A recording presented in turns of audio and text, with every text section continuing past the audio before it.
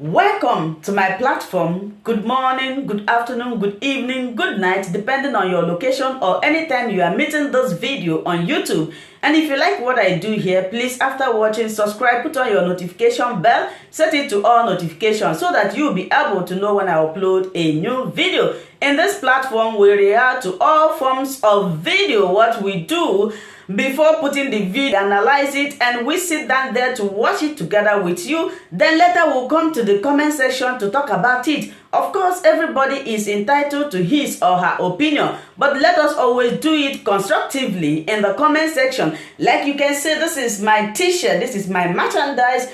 If you like this, the office has come out to deny the knowledge of such operation for this that's been raised by the suspect. Do you have any kind of knowledge of the man and the major suspect in the Justice Odele's home siege, talking about Lawrence Ajodo? Well, in terms of knowledge, by way of either a relationship, distant or close, I do not have any relationship whatsoever with Lawrence Ajodo. I do not know him. I do not engage him. I do not instruct him formally or informally. So that is the true position of things as far as Lawrence Ajodo is concerned. Does the Office of the Attorney General use the help of consultants for some of its activities, some that are related to this kind of incident? Well, the Office of the Attorney General engage people officially, particularly lawyers that are in one way or the other engaged for the purpose of consummation of officials, either in their capacity as legal practitioners or any specialized arrangement. So the issue arising from this understanding is where is the evidence of formal engagement? If Lawrence Ajodo is in any way engaged by the Office of the Attorney General, where is the formal evidence of such engagement? I think that is the fundamental question. The Office of the Attorney General, as you rightly know, is an official office. And with that in mind, there is just no way any other person can be engaged informally for the purpose of provision of services. That is my take on it.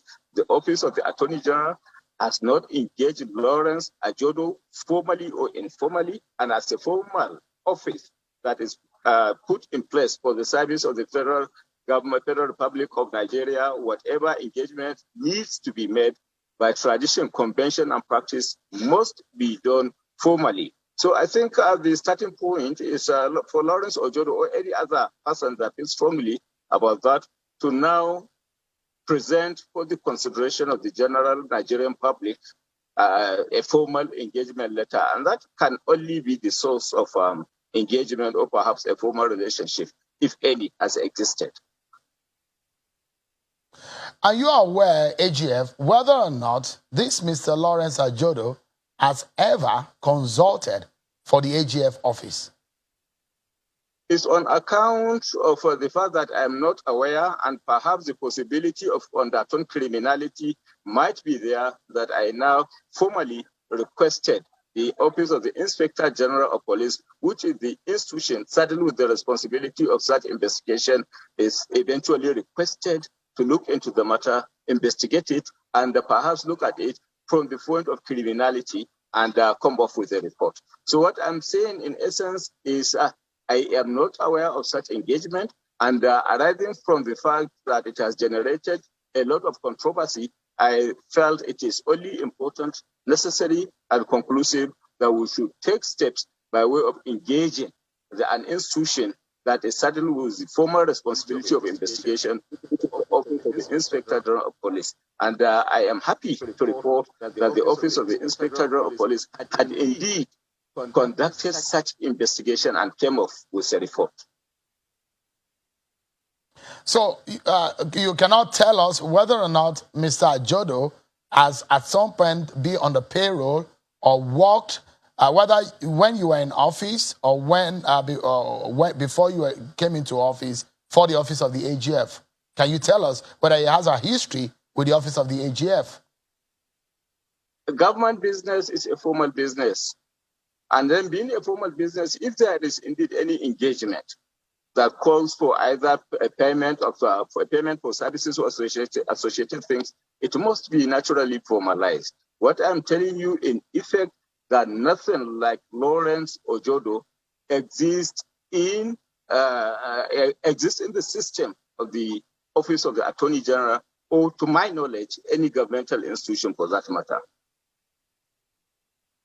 Is there any department, unit, or arm of your office that takes care of issues relating to recovery? There is Asset Recovery and Management Unit in the Office of the Attorney General, and those are the seasoned civil servants exclusively working for the government that are in that office exercising the statutory functions of the Federal Ministry of Justice. So do they carry out their activities by going to court to obtain a court order to investigate or to go into people's homes to make a search? Is there a standard mode of practice or mode of operation for such a unit? Well, you see, government business is regulated. It's regulated through due processes and procedures for that matter. So you cannot be seen to be operating as a unit as a department unit in the Office of the Attorney General, and then you be operating outside the scope of the processes and procedures and regulations of the law. So you can see clearly, the man said he was asked by the Attorney General to carry out that task. Ask him which Attorney General, at what point, on account of which formal engagement. Those are the questions, I think, that are necessary in respect of which clarifications are required. You ask him, which of the attorneys general, there are 36 attorneys general across the nation, inclusive of the office of the Attorney General of the Federation. So if he said he has been asked by the Attorney General, the starting point is to ask him, who is the Attorney General? And then by what means? Office of the Attorney General make engagements generally as a formal public office through formal engagement, which is committed and consummated in writing. So the question is, if he is indeed instructed, or perhaps he has been asked by the Attorney General to engage in the exercise, which Attorney General? If it is the Attorney General of the Federation, at what point was he engaged? Is it formal or informal? If it is informal, who was present at the point of engagement? I think those are the key issues, and not perhaps maybe to simply run to a conclusion without allowing for the comprehensive investigation of the undertones. All right. Minister, let me allow you to listen to Lawrence Ojodo himself, what he said to the police on the day he was paraded. And I'd like to get your reaction. And take a listen to Lawrence Ojodo. Give me 29 accounts to recover. They did not give to any shamba. I am the one they give. Malami give to me. But this assignment I went, Malami did not send me. So that's it. I'm a consultant. I'm a recovery.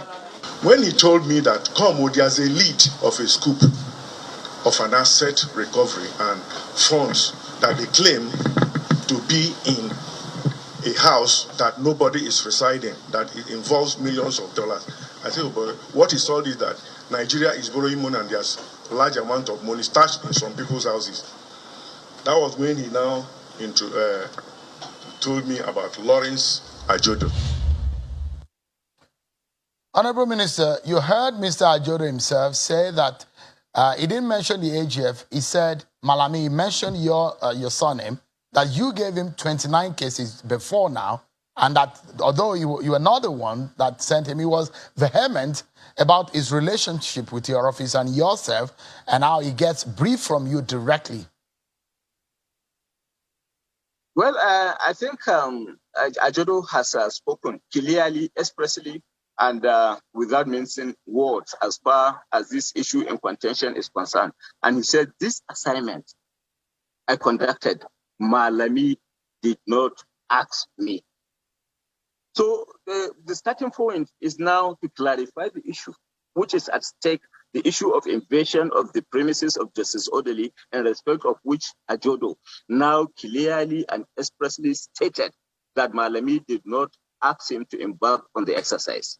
And then the second major issue of interest is the report of the Inspector General of Police, who has expressly investigated this issue and came up with the report that Lawrence Ajodo is not in any way engaged by the Office of the Attorney General or Malami. So I think the answers are clear. Ajodo, by his own showing, by his own admission, expressly stated that Malami did not ask him to invade the premises of Justice Orderly. In respect of the other consideration, the report of the Inspector General of Police is clear that this is a clear case of criminal enterprise in respect of which these people have carried out and exercised without the sanction of any ministry, department, or agency of the government.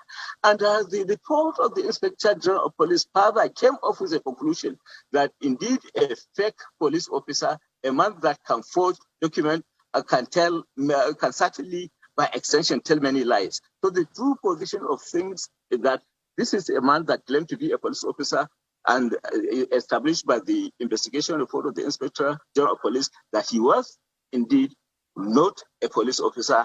So this is a man that has forged a document, indeed an identity card, and forged the signature of the Attorney General of the Federation. So I think it is clear and manifestly clear that this is someone that can concoct any lies on earth. He is not a man of integrity. He is not a man of credibility. He is a man that can visibly be compromised to say anything and that he can do anything against the background of his antecedents that has criminal undertones, which criminal undertones are not only established, but criminal undertones are by his own admission, by his own showing, by his own admission is established.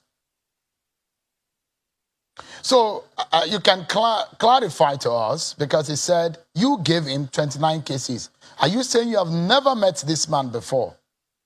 I have never given him a single case. And if I have given him 39 cases, let him show the evidence of engagement. I have never seen this man on earth, God knows. And I believe there are certain, not only criminal undertones, perhaps maybe some other undertones by people that feel by hook or by crook, the Attorney General must be a target of aggression one way or the other.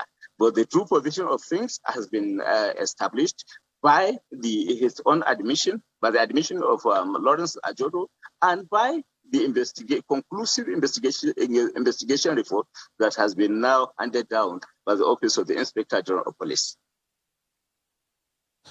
The NBA, for example, had suggested that the president should set up an independent investigation into this matter.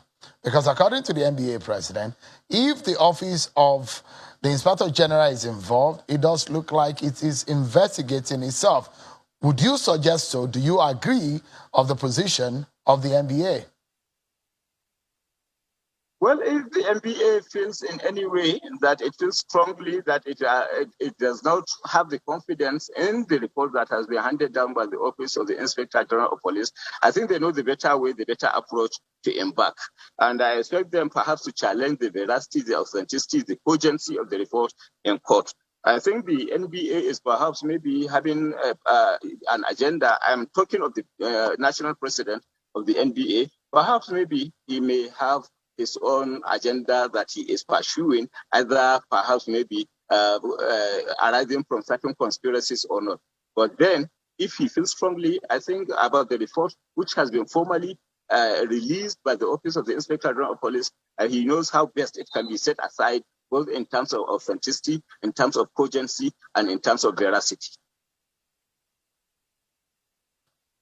Honorable Minister, how is it possible that such a siege will be laid in Nigeria on a home of a highly placed government official, not just an ordinary government official, a justice of the Supreme Court for that matter?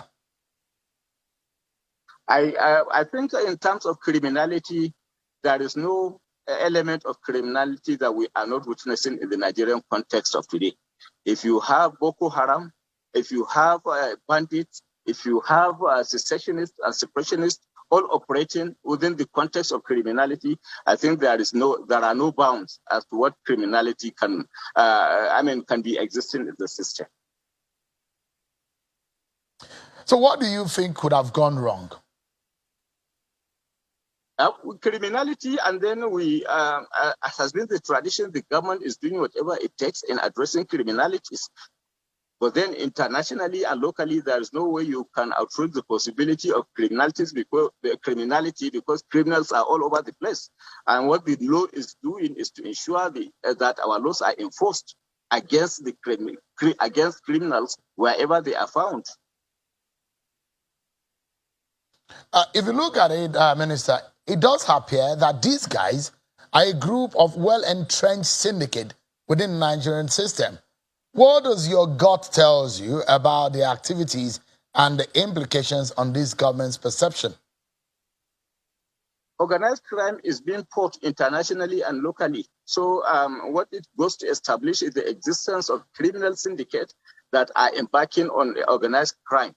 So that, I think, is what conclusion I can drive arising from what is unfolding. But then, certainly, the fundamental thing is investigation has been carried out, and arising from the investigation, a conclusion has been drawn that it is indeed a syndicate operating, as you rightly call them, a syndicate operating an organized crime, which is prevalent not only in Nigerian context, but internationally, is prevalent internationally. You said in a statement that you will unravel those behind dragging your personality, name, and office in the dirty politics of disrepute. Any luck or clue to that? Have you been able to identify anyone who We are working aggressively and effectively on that, and the appropriate time we will make the necessary revelations.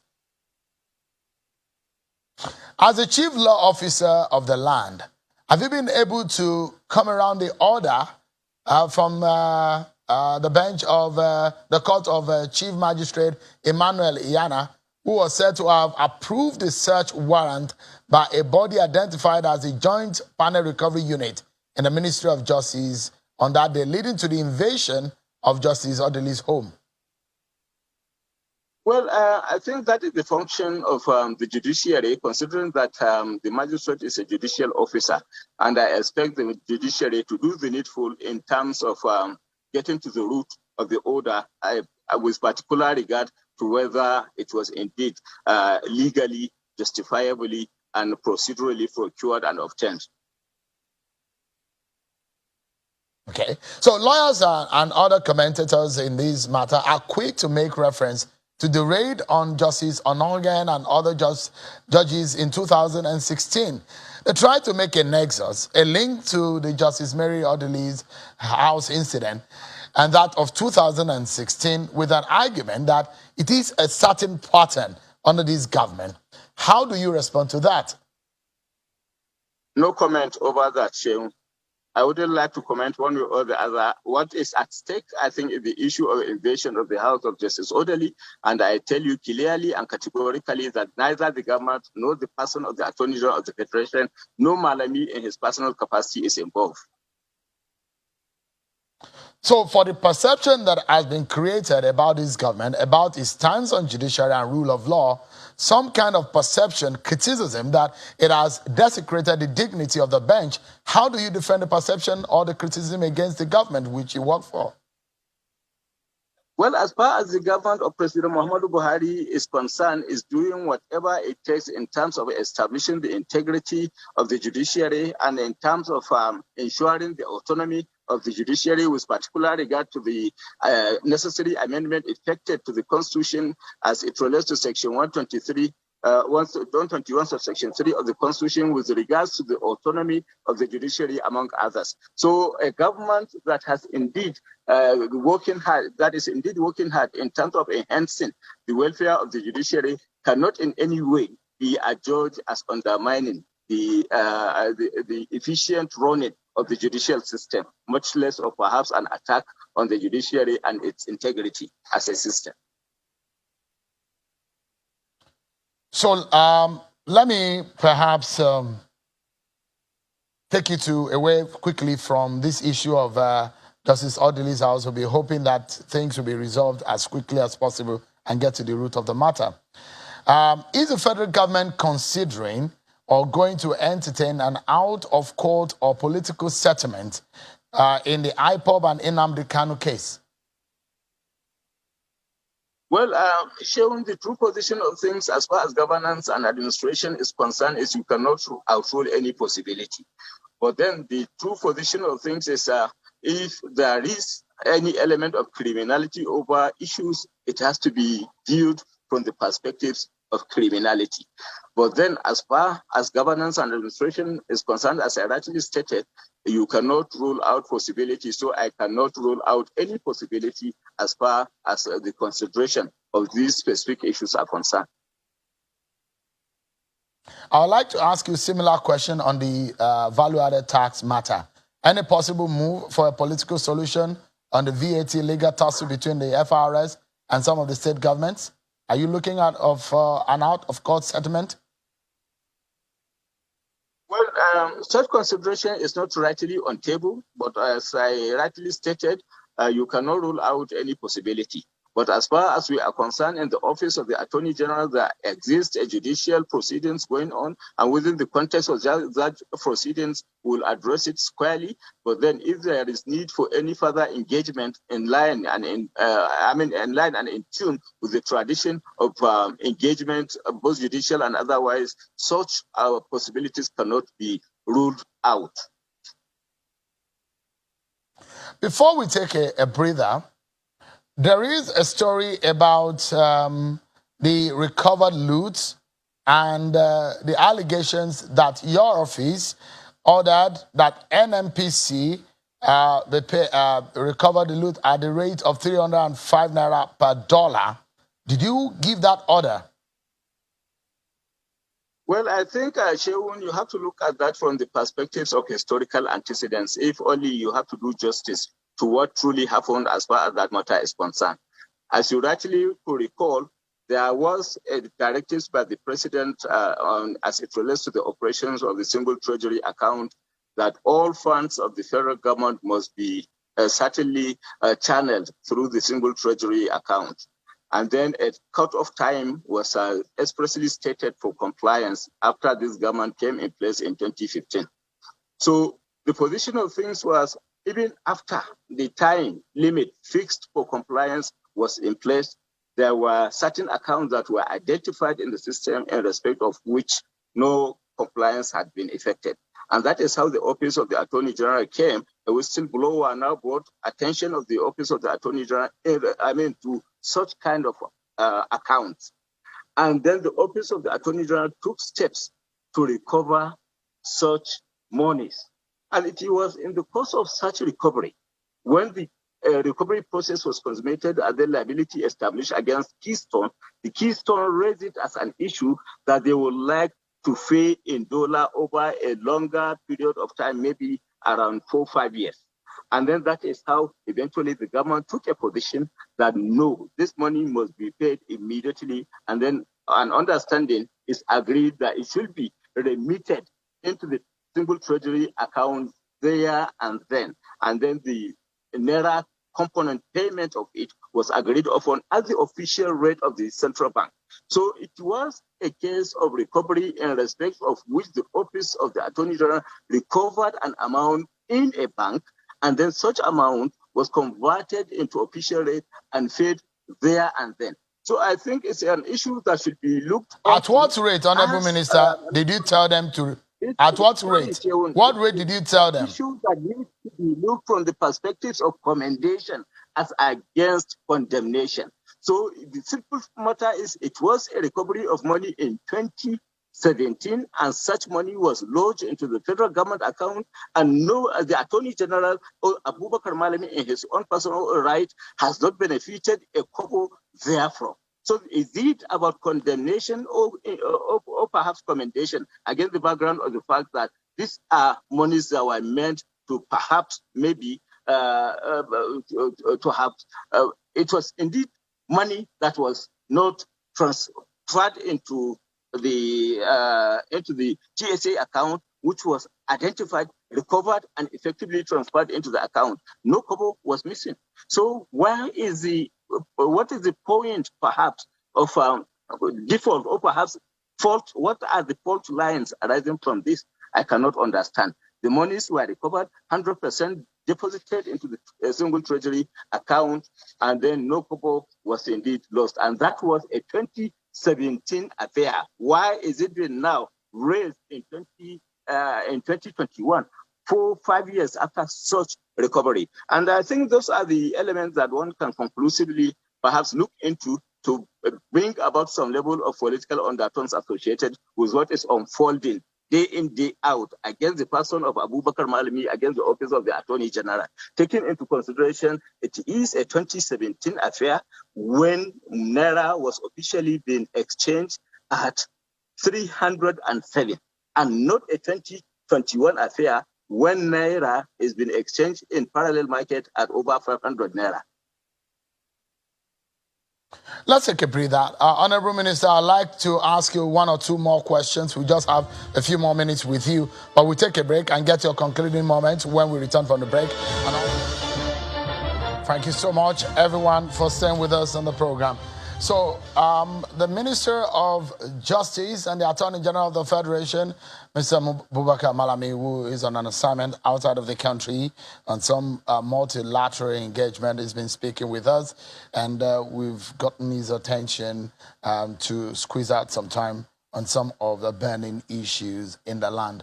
Let's get our concluding moments with the Honorable Minister.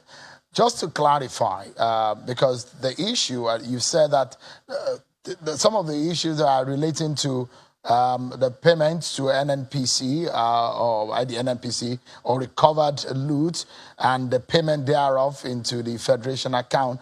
The issue that has been raised in the House of Reps, have you been able to answer to it? And specifically, I was asking about the rate at which the payment was made. Did you specifically give a rate at which the monies should be paid at the time? Well, you see, what you need to consider is that this issue is a 2017 issue.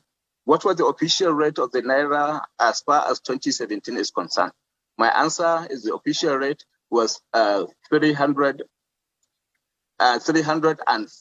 Naira as at 2017. And that was the amount into which the Naira equivalent was paid into the central bank account, period. Whether there exists any underhand dealings arising therefrom is for you to adjudge. At the official rate of the central bank as at 2017, when this matter had arisen, was 305, and that was exactly what interbank transaction consummated for the recovery of that money in quotation was effected. The money was paid as at 2017, and it was paid at the official rate of 305, and it was a transaction in. Thank you so much for watching this video together with me. Like I said before, if it is your first time of coming across my YouTube channel and you like what I do, please subscribe, put on your notification bell, share this video, leave your comment in the comment section. You are free to criticize, but let us do it always constructively. Remain blessed. I appreciate your massive support, and I love and cherish each and every one of you. Until I meet you again in my next video, for now, we say bye-bye.